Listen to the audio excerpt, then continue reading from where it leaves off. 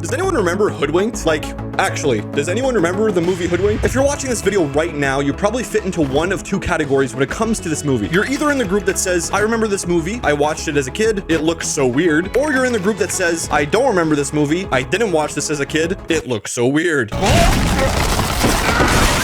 In all seriousness though, this is a movie I've been extremely excited to cover since I always just loved it as a kid. And hell, it wasn't just a phase either. I watched this movie probably like once a year at least, but just because I unironically rated this thing 5 stars on Letterboxd doesn't mean it's perfect, okay? Even though that's actually what 5 stars is supposed to mean on Letterboxd. But anyway, my point is that this movie is kind of insane. We're talking German axe murderers, yodeling elder goats, and of course, freeform jazz. This is the story of my favorite childhood movie, probably the weirdest movie I've ever enjoyed. The good, the bad, and the clinically insane. This is the story of Hoodwinked. We start our adventure with something we're all familiar with. For those of you that don't know, the general idea for this movie is that it's just an alternate Red Riding Hood story. You know the old tale with the grandma and the wolf or whatever? It's basically that, but if every character was anxious all the time, really hungry all the time, and acted irrationally all the time, they're on drugs. Everyone in this movie is basically on drugs. This is the main character, her name is Red. In this opening shot, she's entering her grandma's house with a basket full of goodies. She's looking around for her grandma, but then realizes that grandma is just chilling in bed. Red tells her grandma that she sounds a little different and looks a little plastic. Your mouth doesn't move when you talk. Plastic surgery. Grandma's had a little work done. Major spoiler alert, this isn't Red's grandmother. Shocking, I know. The camera shows us the side view so we can finally see that it's actually the big bad wolf in a granny costume. Not sure where he got the replica mask of grandma's face. Maybe he's loaded and has connections. I don't know. So the wolf's waited long enough and enters his second phase. You again? What do I have to do? Get a restraining order? So what happens next is extremely confusing on purpose and kind of hard to explain, so bear with me here. The wolf has Red cornered and is about to take her out, but all of a sudden Granny shows up from out of the closet. She's completely tied up and has to hop to get around. And then, as if things weren't complicated enough, some guy breaks through the living room window and is just waving an axe around like he's Kratos from God of War. It's important to understand what's going on here because that whole sequence is kind of the base of this entire movie. Like, I'm not kidding. This shit is great. Just trust me. So the way this story progresses is by skipping ahead to later that same night, where we see Granny's house being labeled a crime scene while being surrounded by cops and investigators. The standout details being that people keep asking if this whole incident is connected to something called the Goody Bandit, and it's clearly making everyone very anxious. Back. Go home and hibernate. Really? Chief! So we enter the house and we see the people who were involved in the incident detained, and just like every League of Legends player who goes outside, none of them seem very happy to be there. So the bear cop basically racially profiles everyone in the room and calls it how he sees it. Red is delivering some questionable supplies to Granny, who is probably a drug lord or something. Axe guy is crazy, wolf guy is evil. It's pretty cut and dry. Take them downtown, boys. It's the woods, Chief. We don't have a downtown. But then we get this universe's version of Benoit Blanc from Knives Out when a character named Nicky Flippers enters the scene. He's exactly what you think he is, honestly, a smart, charming, confident detective whose sole goal throughout this entire movie will be to solve this mystery. We learn more about the Goody Bandit mentioned earlier. Basically, this is a weird world where everyone just bakes desserts and has a fun time, but some criminal has been stealing people's recipes, making their desserts obsolete and running their businesses into the ground. Because even in the land of candy capitalism and talking animals, people still need to pay their goddamn property taxes. But how do I make money off depressed people? Anyway, Flippers isn't taking any information at face value, but instead decides to run a full-fledged investigation on what's going on here. He says there's 4 different people involved, which means 4 different stories to be told, and we have to listen to all of them to better understand what's really going on.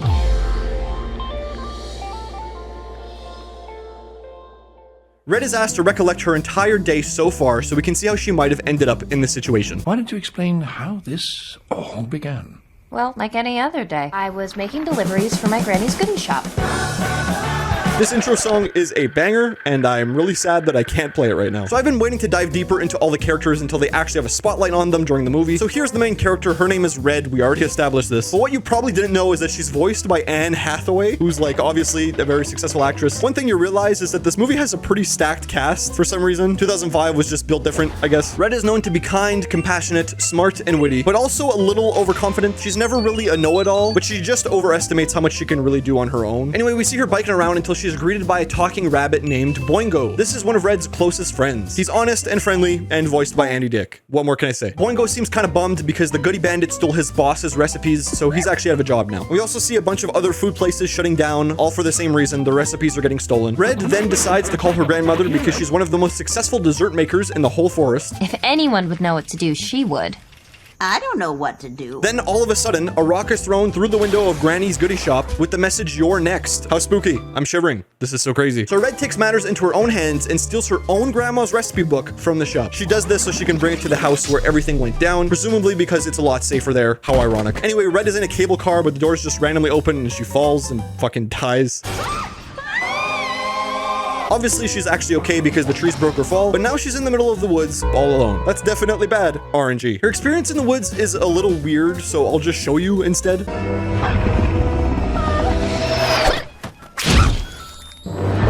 Afternoon. There's no further context given at this point in the movie. If you're confused, that's fine. Anyway, the wolf is here now, and he's talking to Red, but then all of a sudden growls at her, so naturally Red runs away in fear. The wolf somehow teleports in front of her, so Red whips out the pepper spray and somehow manages to get away. Back to the interrogation room now, and the bear cop wants to arrest the wolf because his behavior is pretty creepy, but Flippers lets everyone know that just because someone is creepy doesn't mean they're a criminal. We don't arrest people for being creepy. Yeah, Bruce, know that guy we got in the tank? The creepy one? Yeah, better let him go. Red's still making her way to Granny's house when she runs into a home on the mountain that's owned by Japeth, the yodeling goat. He's a weird old man who honestly just loves to make noise. His backstory is that he was cursed by a witch 37 years ago, and now he's forced to sing everything he says. And this brings up one of my favorite moments in the entire movie when Japeth clearly says something moments later without singing it, and we get the film's only fourth wall break during the entire movie. That's right. You just talked just now. Did I? Did I? Did I? Did I? Did I? Did I? Did I? Did I? Did I do? This is so good. I love this. Anyway, Red uses the phone to call Granny, but Granny's clearly distressed. It's not really clear to the viewer what's going on her end, but we'll get to that. So what follows, in my opinion, is the show's most memorable sequence, and sadly, it's a musical number, so I won't be able to show any of it. Honestly, this one part is so good that I'll probably have this part linked in the description. Please watch it if you have time. It's classic cartoon hilariousness. Red and Japeth ride a minecart while an avalanche is catching up to them. It's weird, just trust the process. The end of the tracks are cut off for some reason, so the minecart takes a sick jump, which launches them both into the clouds. This is pretty much imminent death, but thankfully, Red sees a vision of her grandmother in the clouds above her, telling her to use the hood as a parachute. So Red does exactly that, and now she's safe. Also, Japeth is fine. Okay, he's always prepared. Just look at him. I was prepared! Anyway, after all that, Red finally reaches Granny's house, and that's her story. That's how Red got into that situation. That was her full day. It's pretty convincing, and seems to have a specific narrative, but a good journalist always listens to every side of the story. So next up is the big bad. The wolf's name is actually just Wolf, so that's what I'm gonna call him. Wolf sits down and we immediately get the bear cop being racist again, which is interesting. Don't I get a drink? No. We find out that the wolf is actually a really smart guy who's extremely sarcastic. He's also a reporter who recently got fired from TMZ for trying to talk to Kanye West. Hey, good morning, Kanye. Shut the fuck up. Okay, that last part was a joke, but he actually is a reporter. He's also voiced by Patrick Warburton. You probably know him as Kronk or Joe or the guy who just has a deep-ass voice. Hello, my name is Patrick Warburton. Anyway, we find out that Wolf was just investigating the recent Goody Bandit allegations. He's trying to crack the case and apparently just got caught up in everything else by mistake. We see him doing some detective work where he's wearing a disguise and all that. Also, he's talking to this guy who's clearly human, but is wearing a white tiger costume. It's kind of weird. Why did they do this? I have no idea who the fuck this guy is. So Wolf is actually following Red around because he suspects her of having connections with the Goody Bandit. This is when we meet a character called Twitchy. He's a squirrel who's basically Wolf's sidekick. He does everything that's asked of him, and they do that annoying cartoon thing where his speech is sped up throughout the entire movie. Twitchy, you scared me. Hey, Mark, call the page. I beat you on your beeper. You get my beep? Twitchy, you gotta calm down. He's kind of got the jitters. That's basically the character. But now Wolf is following Red around and even sees her falling down from the cable car. Twitchy even grabs some pictures of her as she's falling down. And now remember that scene during Red's story where I said Red's experience in the woods was a little weird and then showed Wolf growling at her and all that? Well, this is the same scene, but from Wolf's perspective.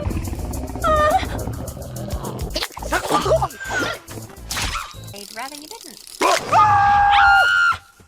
I'm in place. So now you can probably kind of see how this movie's gonna play out. Regardless what you think of the humor, pacing, and even the animation, you can't lie that seeing a scene unfold like this from a different perspective is pretty cool. Anyway, Red runs around, and instead of teleporting, like I said he did earlier, turns out Wolf just takes a taxi. How goofy. He gets pepper sprayed, Red gets away. That part's the same. Later on now, and Wolf thinks his best course of action is to visit the source. So he plans on going to Granny's house directly. But then, Boingo shows up again and asks Wolf what's going on. Wolf explained that he's trying to find Granny, so Boingo gives him directions to her house. Simple as that. What a nice guy. Anyway, skipping ahead, Wolf and Twitchy get lost and somehow end up in a cave. I heard this is where Mark Zuckerberg lives when he's inventing VR headsets that no one asked for. The boys finally find a way out, and surprise, they end up on the minecart track. See how it's all connecting? Twitchy finds some dynamite and lights it up because he's a silly creature that does silly things. What kind of candles are those?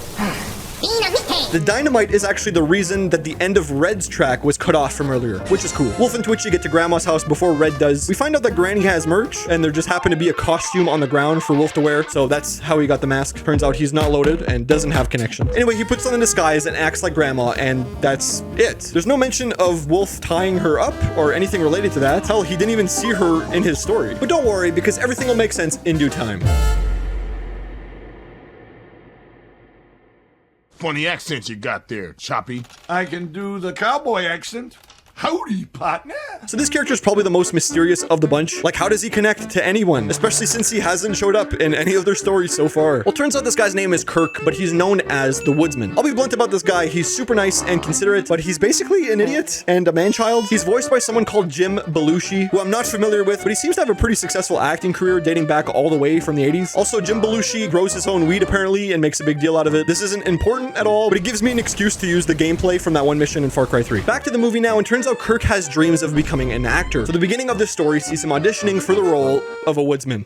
Very clever. Kirk struggles with his confidence a little, so when the director tells him that he might get a call, but might not, he's pretty bummed out about it, but not for long, because like everyone else in this weird, distorted version of reality, Kirk has a dessert business. Kirk owns a food truck business where he sells schnitzels. The kids love it, and they even call him the Schnitzel Man. I'm not even kidding. We then cut to another musical number about what schnitzels are and all that. It's cute and actually entertaining. What's important to note from this scene is, one, the kids in it are really ugly. Like, they just aren't pleasant to look at, and I'm gonna be honest, it hurts my eyes. And two, once the song is done, Kirk looks at his truck to find it completely ransacked and broken down, as if someone stole everything while he was singing the song. I wonder who it could possibly be. So then Boingo shows up, completely unrelated probably, and says, lol, rip. Good luck next time. Anyway, speeding through this now, Kirk gets called by the director because they want him to come back for another audition. Kirk freaks out and starts cutting all the trees down in happiness. You might recognize this random obscure scene as the sole inspiration of one of Valve's most notorious video game characters. Don't fact check it, it's true. Kirk finds the biggest tree imaginable and starts cutting it down. It's so big that it literally takes him all day to do it. He's about to give up when all of a sudden the tree falls down and rolls down the hill, which is when we get this moment. And yep, that's the woodsman story. Not really sure why he's even really there, other than to just have a woodsman in your story. I guess we've listened to every story, and we're done now. There's nothing else to look at, right?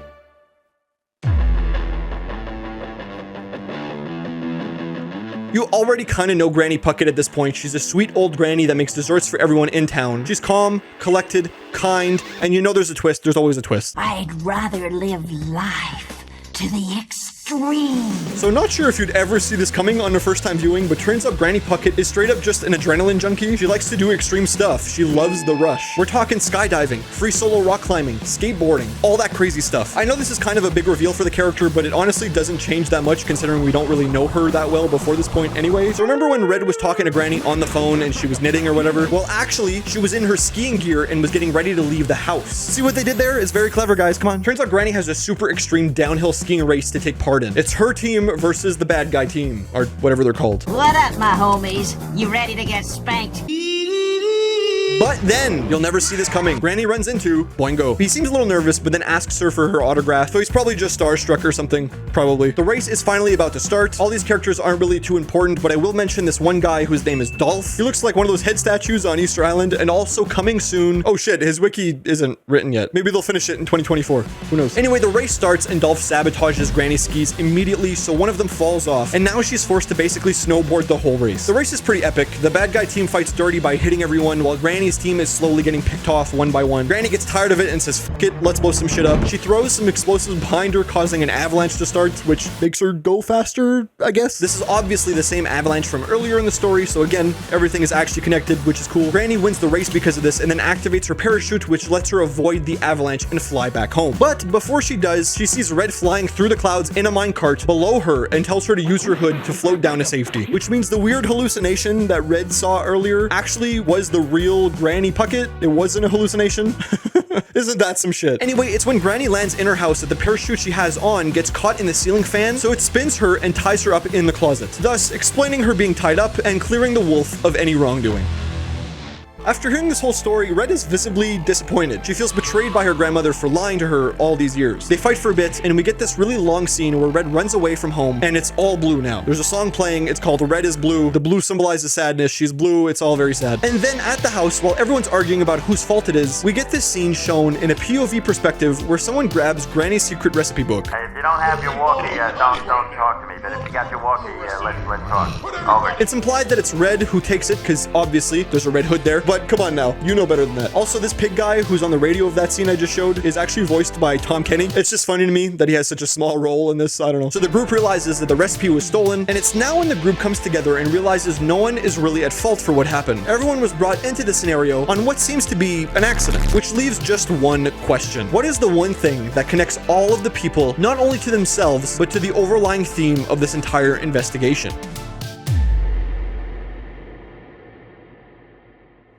Turns out the person responsible is the only person who was with Red when she fell. The person who knew a shortcut to Granny's house. The person who pays evil ski teams to hurt people. The goody bandit is actually Boingo. I mean, you probably knew by this point. It's not really that crazy of a reveal, to be honest. But when I was 8 years old, this twist blew my mind. Okay, I won't lie. All the suspects come together and form a team because they want to stop Boingo now. It's pretty epic. The cops left a while ago, so they give Twitchy some coffee and he turns into the Flash, and now he can like catch up to the cops and warn them, I guess. Meanwhile, turns out Red followed Boingo up the mountain and confronts him about what he's been doing. She gets real mad at him and tries to fight him, but she loses and gets tied up. It's here that we get another one of my favorite scenes from this movie that was like etched into my mind as a child. Lisa, hold the book. Vincent, get the truck. And Keith, darn it, change your name, please. That's not scary. Boingo reveals now that he's gonna get a monopoly on the entire dessert market so that he doesn't have to work for anyone ever again. And then he places Red in a cable car filled with dynamite. Not sure why he doesn't just take her out there, but whatever, doesn't matter. You've been hoodwinked, baby. The good guys are now at the top of the mountain and attempt to save Red. Wolf and Kirk put on disguises to get in, and Granny pulls a surprise attack on the other members of the evil team. A fight breaks out between everyone, and then Boingo releases the cable car with Red still inside it. Granny, being a super extreme gamer, grabs a muffin pan and follows by grinding on the cable car all the way down the hill. I don't know what's in her vegetables, but she clearly eats her greens. But Dolph and Boingo follow right behind her with a grind of their own. This feels like a Tony Hawk Pro Skater mission or something. There's this dramatic scene where Red escapes the cart, jumps on top with Granny while letting the cart go so it explodes in the water. Also, reminder that this world has talking animals, so Granny definitely just committed multiple murders by exploding a river full of fish. But, you know, it's fine. Who cares? Red and Granny pull their hoods, allowing them to float, which leaves Dolph and Boingo to grind all the way to the end of the cable, which has been rerouted into the police car. Turns out Twitchy let the cops know, so he's kind of the hero of this whole story. Red and Granny make up, Wolf and Twitchy become respected journalists, Kirk even gets the role he was auditioning for. A little later now, and the gang is enjoying some sweets together when Flippers approaches them and offers them all a job working as a team, undercover, on secret missions. It's kind of a cliffhanger, leaving room for part 2, which is why there actually is a Hoodwinked 2, but we're not going to talk about that one because it's not that good. Anyway, yeah, that's the movie. Like I said at the very beginning, I love this movie and everything about it. It's not perfect, it has some flaws, but something about it just always kept me coming back. I'll continue to watch this thing like every year until I die. I don't care. But yeah, if you like this movie or this video, please let me know in the comments. Leave a like, subscribe if you haven't, become a member if you can. Check out my full cartoon playlist in the description. It's got all my videos like this. Paula Abdul scores this one a solid 5 ugly children out of 5. And yeah, thanks for watching.